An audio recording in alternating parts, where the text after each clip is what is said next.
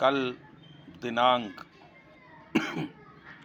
14 जनवरी 2026 माघ कृष्ण पक्ष की एकादशी है।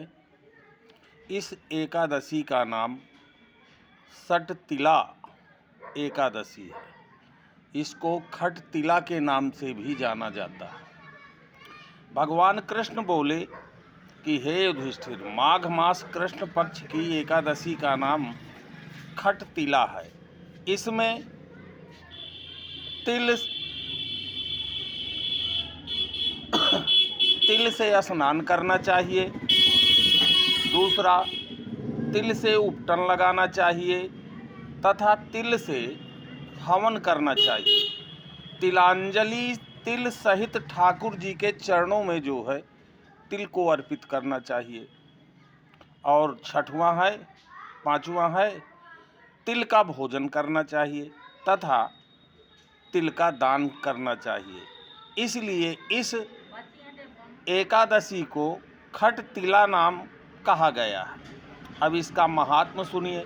पुलस्त ऋषि ने बालभ्य को सुनाया था।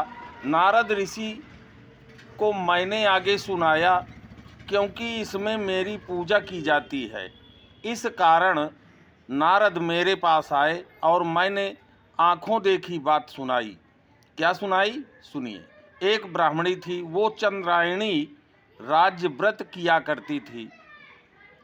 व्रत करते करते इतना दुर्बल हो गई कि उसका शरीर ना काम करने लगा।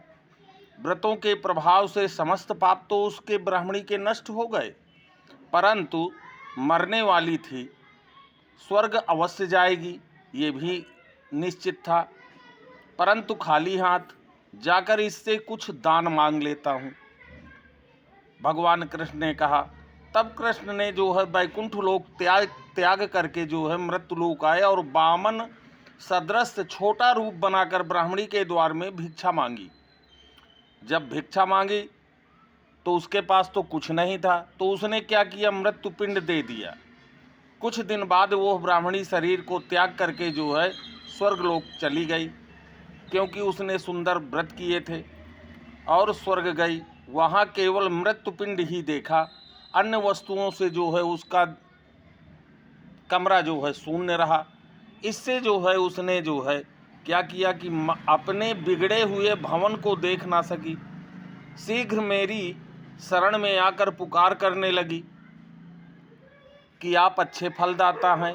चंद्रायण आदि व्रतों का फल निष्फल कर दिया। मैंने उत्तर दिया, जो व्रत आपने किए उससे तुम्हारे सारे पापों को मैंने नष्ट कर दिया है।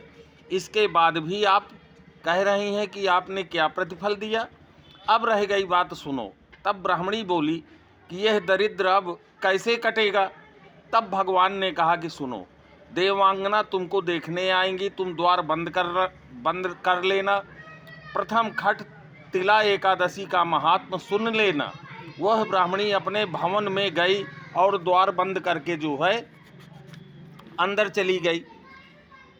देव कन्याएं वहां दर्शन के लिए आती हैं और कहा कि द्वार खोल, मुख दिखाओ।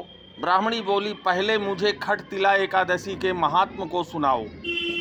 तब देव स्त्रियां बोली कि बिगड़े हुए भाग्य को संवारने वाली केवल खट तिला एकादशी है। गौ हत्या, ब्रह्म हत्या इत्यादि महापाप करने वाले भी इस एकादशी का व्रत करके जो है मुक्त हो जाते हैं। द्वार खोला तो मृत्यु पिंड का आम बन गया। जब व्रत किया तो सारे ग्रह में नंदन वन की विभूतियां प्रकट हो गईं। इस व्रत में एक तिल दान करने पर 1000 वर्ष तक स्वर्ग मिलता है। इसके दिन आपको भगवान कृष्ण को पेठा, नारियल, जायफल, सुपारी आदि से पूजन किया जाता है। इस दिन तिलपट्टी का सागर शास्त्रों के अनुसार बताया गया है कि दान करना चाहिए, जिससे कल्याण होता है। जय श्री राधे कृष्ण, राधे कृष्ण।